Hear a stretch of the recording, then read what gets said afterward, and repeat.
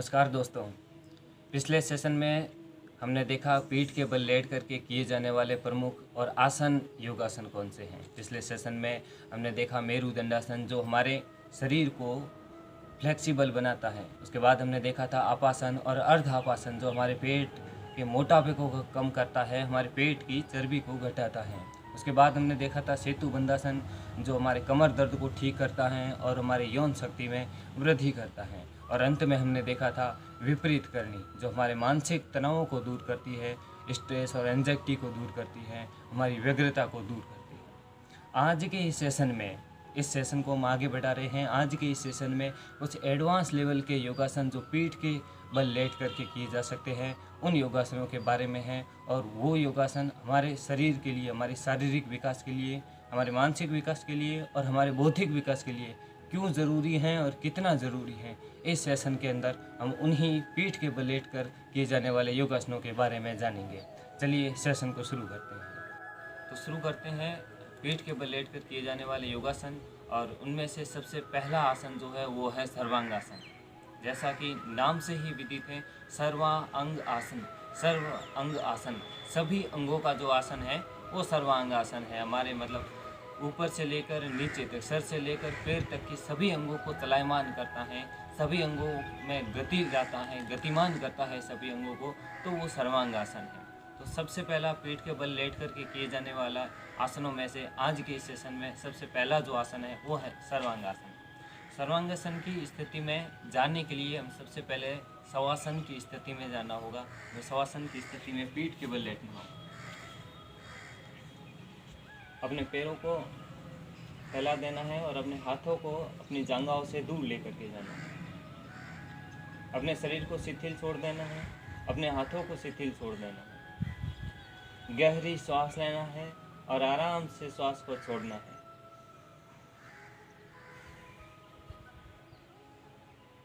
अब सर्वांगासन की स्थिति में आने के लिए अपने दोनों पैरों को इकट्ठा करेंगे, अपने दोनों हाथों को अपनी जांघाओं के नज़दीक लेकर के आएंगे।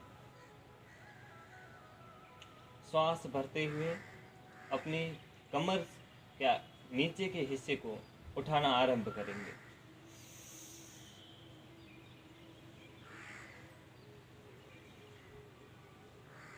धीरे धीरे बिल्कुल आसमान की तरफ लेकर के आएंगे, बिल्कुल सटीक, जैसा कि हमने पिछले सेशन में लास्ट व्यायाम विपरीत करने में किया था, ठीक उसी तरीके से अपने हाथों को नीचे रहने देंगे। अब तक ये इसका सर्वांगासन का पहला चरण है। इस तरीके से अपने पैरों को बिल्कुल सीधा रखेंगे। अब धीरे धीरे यहाँ के अपने कुल्हू वाले हिस्से को उठाना आरंभ करेंगे, अपने हाथों का सहारा लेते हुए। जब आप पहली बार सर्वांगासन कर रहे हैं, आप बिगनर्स हैं और आप पहली बार इस सर्वांगासन की स्थिति में आ रहे हैं, तो ये सबसे पहली पोजीशन है जो सबसे आसान पोजीशन है जिसको आप कर सकते हैं। लेकिन ये जो है वो कंप्लीट सर्वांगासन नहीं है, ये कंप्लीट सर्वांगासन नहीं है। अभी इसको और आगे इसकी एक और प्रक्रिया है, इसमें एक और चरण जुड़ने वाला है। ये इसकी आरंभिक प्रक्रिया है सर्वांगासन की, जब हम अपने हाथों को अपने कुल्हों के नज़दीक रखते हैं, अपनी कोहनी को यहाँ से अपनी ज़मीन से लगा करके रखते हैं। ये पहली स्थिति है जब हम सर्वांगासन को करते हैं। हमारे पैरों की जो स्थिति है वो बिल्कुल सटीक और सीधी होनी चाहिए। हमारी आंखें बिल्कुल ऊपर आसमान की तरफ और गर्दन मुड़ी हुई, सारा जोर कंधों पर। अब इसको एक प्रक्रिया, एक चरण आगे बढ़ाते हुए हम अपने हाथों को जब सीख जाएंगे, सर्वांगासन को इतना करना सीख जाएंगे, तब हम इस प्रक्रिया को आगे बढ़ाएंगे। अपने हाथों को नीचे की तरफ लेकर के आएंगे, मतलब अपनी छाती की तरफ, बिल्कुल यहाँ तक। ये सर्वांगासन की जो प्रमुख प्रक्रिया है, मेन पॉइंट जो है वो ये है कि अपनी कमर से अपने हाथों को हटा करके अपनी छाती की तरफ लेकर के आएंगे। इस तरीके से अपनी ठुड्डी को अपनी छाती से लगाने का प्रयास करेंगे। अपनी कोहनी के बल पर खड़े रहेंगे, पैर बिल्कुल सीधे और तने हुए, आंखें ऊपर आसमान की तरफ, शरीर तना हुआ बिल्कुल। श्वास निश्वास की प्रक्रिया सामान्य रखेंगे।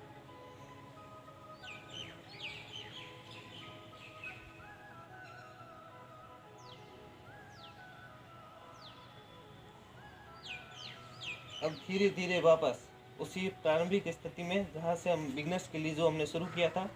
जब हम नीचे आ रहे हैं तो सबसे पहले अपने हाथों को कमर के पास लेकर के आएंगे। ठीक, पैर अपनी करने हुए, अपनी आंखें आसमान की ओर और कोहनी के बल पर अपने हाथों का सहारा लिए हुए, कंधों पर से जोर कम करते हुए अपने हाथों को नज़दीक नीचे करेंगे और अपनी कमर को धीरे धीरे नज़दीक नीचे लेकर के आएंगे, ज़मीन से सटाएंगे, फिर उत्तान पादासन की स्थिति में आएंगे। अब धीरे धीरे अपने पैरों को बिल्कुल ज़मीन से सटाएंगे इस तरह से, फिर शवासन की स्थिति में आएंगे और आरंभिक स्थिति में आ जाएंगे। ये सर्वांगासन की सबसे कठिन और सबसे आसान प्रक्रिया है। इस तरीके से हम सर्वांगासन को बिल्कुल ठीक ढंग से और उचित और प्रॉपर तरीके के साथ कर सकते हैं। क्या होता है ना कि जब हम सर्वांगासन कर रहे होते हैं तो ये सभी अंगों का आसन जैसा पहले आपको बताया गया है, तो हमारे मस्तिष्क की जो प्रक्रिया है उसको सुचारू रूप से गतिमान करने का जो कार्य करता है वो सर्वांगासन करता है। हमारी आंखों की ज्योति को बढ़ाने का जो प्रयास करता है वो सर्वांगासन के जरिए होता है। हमारे चेहरे के ऊपर जो कांति लाने का और तेज लाने का कार्य करता है वो सर्वांगासन करता है। हमारी गर्दन को फ्लेक्सिबल करता है तो वो सर्वांगासन करता है। उसके बाद नीचे आ जाएंगे हमारे फेफड़ों से संबंधित और हमारी चेस्ट से संबंधित जितनी भी व्याधियाँ हैं उनका निराकरण करने में सर्वांगासन की सबसे अहम भूमिका है। और हमारे पेट से संबंधित कब्ज, एसिडिटी जैसी बीमारियां हैं उनकी व्याधियों का निराकरण भी सर्वांगासन के जरिए होता है।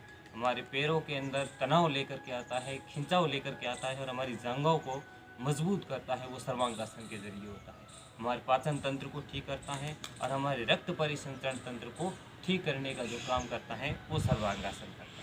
ये सर्वांगासन के लाभ है और इनको बिल्कुल उचित तरीके से साथ किए जाने से हमको निसंदेह अधिक से अधिक फायदे होंगे। दूसरे आसन की तरफ बढ़ते हैं और दूसरा आसन है हमारा हलासन की स्थिति में जाने के लिए भी हम सबसे पहले शवासन की स्थिति में लेटना होगा। पीठ के बल अपने पैरों को फैला देंगे और अपने हाथों को फैला देंगे बगल में, अपने शरीर को शिथिल छोड़ देंगे। गहरी सांस लेंगे,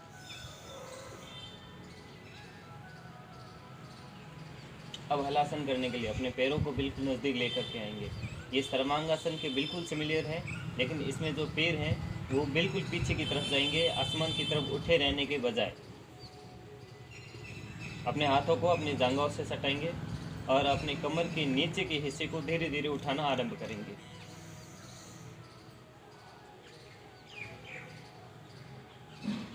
अब अपने हाथों और कोहनी का नीचे यहाँ पर सहारा देते हुए अपने पैरों को यहाँ से अपने कमर तक के नीचे के हिस्से को उठाएंगे, अपने कंधों के ऊपर जोर देंगे।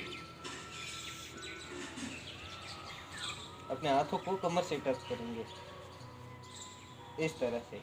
ये बिल्कुल वैसे ही जैसे सर्वांगासन की स्थिति में आए थे हम।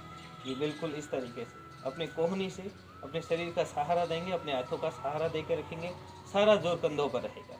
अब धीरे धीरे अपने दोनों सीधे पैरों को पीछे की तरफ लेकर के जाएंगे। धीरे धीरे आप चाहे तो इसमें अपने हाथों का सहारा ले सकते हैं इस तरीके से,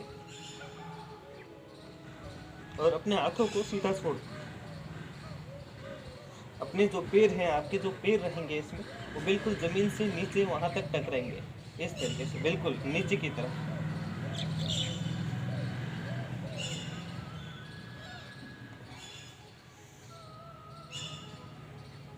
फिर धीरे धीरे वापस विपरीत करनी स्थिति में आएंगे। अपने हाथों को नीचे रखेंगे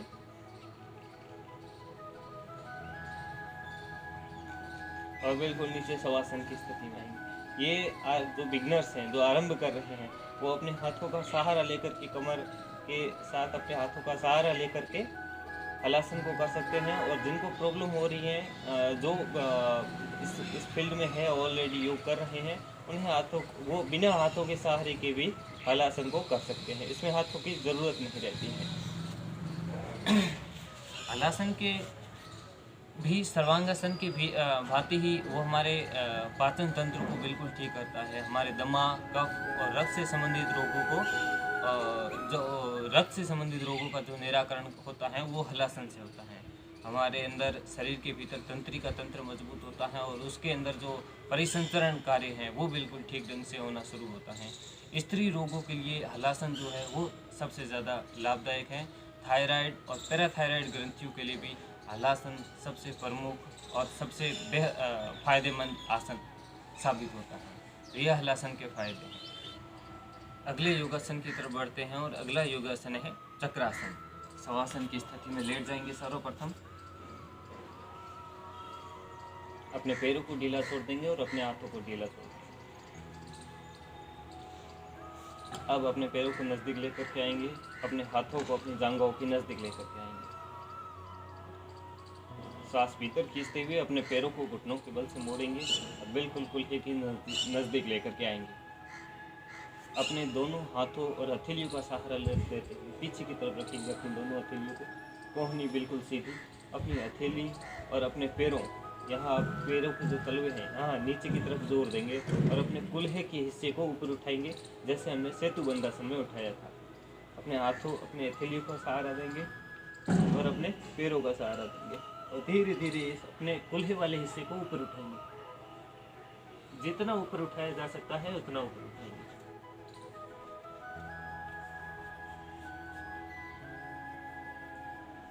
अपनी गर्दन बिल्कुल नीचे की तरफ और आंखें जमीन से सटेंगी।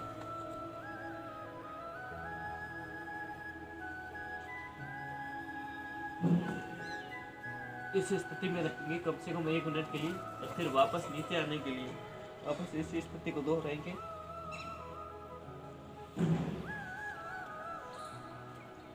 और अपने पैरों को वापस सीधा कर देंगे।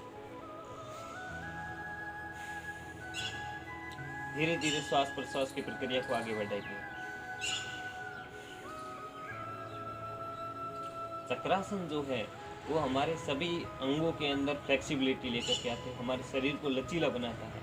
इसमें भी सर्वांगासन की तरह सभी अंग जो है वो कार्य करना शुरू कर देते हैं। हमारा मस्तिष्क, हमारी गर्दन, हमारी छाती, पेट, कमर, जांघें और पैर एवं हाथ भी, इसमें सारे अंगों का जो सामंजस्य है वो शामिल होता है। इससे पाचन शक्ति कम होती है, पाचन शक्ति बढ़िया होती है और पेट की जो अनावश्यक चर्बी है वो कम होती है। इसके अलावा भी जो भी तंत्रिका तंत्र है उससे संबंधित जो व्याधियां हैं उसका निराकरण भी चक्रासन के जरिए होता है।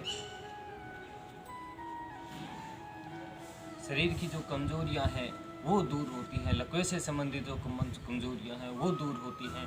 शरीर तेजस्वी बनता है, शरीर फुर्तीला बनता है और वृद्धावस्था के अंदर हलासन को करने से कमर झुकती नहीं है, शरीर बिल्कुल सीधा तना हुआ रहता है, एकदम जोश और उमंग से भरा हुआ रहता है। हलासन को आप प्रतिदिन करना चाहिए। कम से कम 5 मिनट तक इसके 2 से 3 राउंड प्रतिदिन निकाले जाने चाहिए और निरंतर रूप से निकाले जाने चाहिए। आगे बढ़ते हैं। अगला जो योगासन है नौकासन, उसके बारे में मैं पहले से एक अलग वीडियो भी बना चुका हूँ। उसको आसान तरीके से करने का जो तरीका है वो उसके अंदर बता चुका हूँ और उसकी जो लाभ है उसके बारे में भी सब कुछ बताया जा चुका है। लेकिन जब हम सेशन कर रहे हैं पीठ के बल लेट करके किए जाने वाले का और एडवांस लेवल की बात कर रहे हैं तो उसमें नौकासन का शामिल होना बेहद ज़रूरी है। तो शुरू करते हैं नौकासन को। सबसे पहले हम शवासन की स्थिति में लेट जाएंगे। इस तरह का अपने पैरों को शिथिल कर देंगे, अपने हाथों को ढीला छोड़ देंगे, श्वास भीतर खींचेंगे और श्वास छोड़ेंगे। अपने पैरों को नज़दीक लेकर के आएंगे, अपने हाथों को अपनी कमर से सटाएंगे। अब धीरे धीरे श्वास भीतर लेते हुए अपने कमर के आगे के हिस्से को और अपने कमर के पीछे के हिस्से को या कुल्हे पर अधिक बल देते हुए अपने कमर के आगे के और पीछे के दोनों हिस्सों को एक साथ धीरे धीरे उठाएंगे, हाथों का सहारा लेते हुए।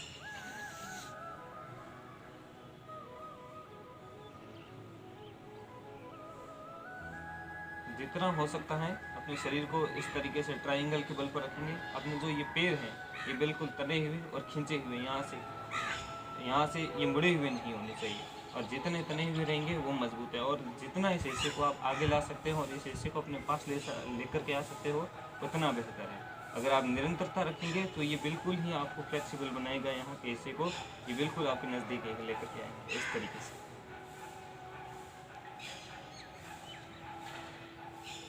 और फिर वापस धीरे धीरे इसको वापस प्रारंभिक स्थिति में जाएंगे। नौकासन के बारे में मैं पहले भी एक वीडियो बना चुका हूँ, उसके लाभ के बारे में और उस आसन के बारे में पूरी तरीके से संक्षिप्त जानकारी दे चुका हूँ, आप देख सकते हैं नीचे जाकर। अगले योगासन की तरफ बढ़ते हैं और अगला योगासन है सुप्तबद्ध कोणासन।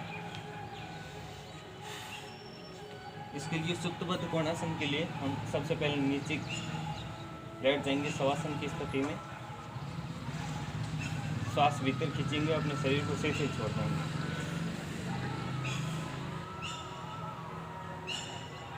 अब अपने जो पैर हैं वो कोण की स्थिति में लेकर के आएंगे। अपने पैरों के दोनों तलुओं को बिल्कुल जैसे हम पालथी मार करके बैठते हैं उस तरीके की इस स्थिति में लेकर के आएंगे।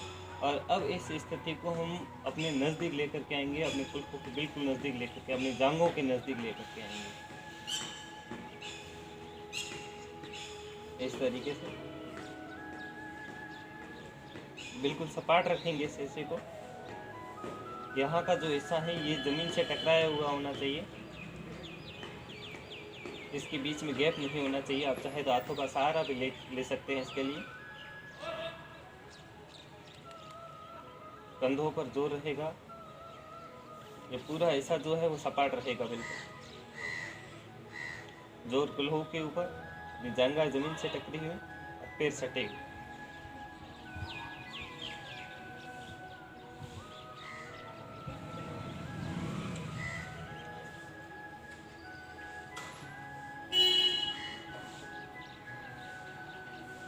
श्वास भी सामान्य रखेंगे और उसके बाद वापस शवासन की स्थिति में ले जाएंगे।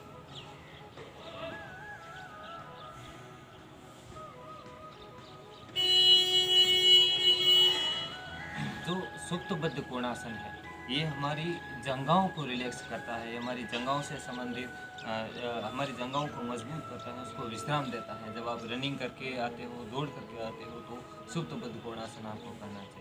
जो घुटने के रोगी हैं उनको ये अभ्यास नहीं करना चाहिए, उनको यहाँ पर तकलीफ हो सकती है, तो उनके लिए सावधानी रखी जानी चाहिए कि सुप्तबद्ध कोणासन से दूरी बनाए रखें। उसकी जगह वो तान पादासन कर सकते हैं, ये बिल्कुल ज़रूरी है। और यह हमारे कमर तक के हिस्से को बेहद फ्लेक्सिबल बनाता है और आपके सारे योगासनों के लिए ये एक नींव का काम करता है, तो वो सुप्तबद्ध कोणासन। तो इस सेशन में हमने देखा पीठ के बल लेट करके किए जाने वाले 5 आसन, सर्वांगासन, हलासन, चक्रासन, नौकासन और सुप्तबद्ध कोणासन। उससे पहले वाले सेशन में भी हमने 5 आसनों के बारे में जाना। तो ये 10 ऐसे पीठ के बल लेट करके किए जाने वाले आसन हैं जो निरंतर रूप से, उचित रूप से किए जाने से निसंदेह रूप से आपके शारीरिक विकास को, आपके मानसिक विकास को, आपके बौद्धिक विकास को, आपके सांगिक विकास को एवं आपके संज्ञानात्मक विकास के अंदर बेहद कारगर और बेहद लाभदायक सिद्ध होते हैं। आपको इन योगासनों का प्रतिदिन अभ्यास करना चाहिए और जितना हो सकता है उतना उचित तरीके के साथ और निरंतरता के साथ करना चाहिए। हम फिर मिलेंगे एक बार। The great yoga art of India नामक इस किताब से जुड़ने के लिए आप सभी का हृदय की गहन गहराइयों के साथ आभार, अभिनंदन, बहुत बहुत धन्यवाद।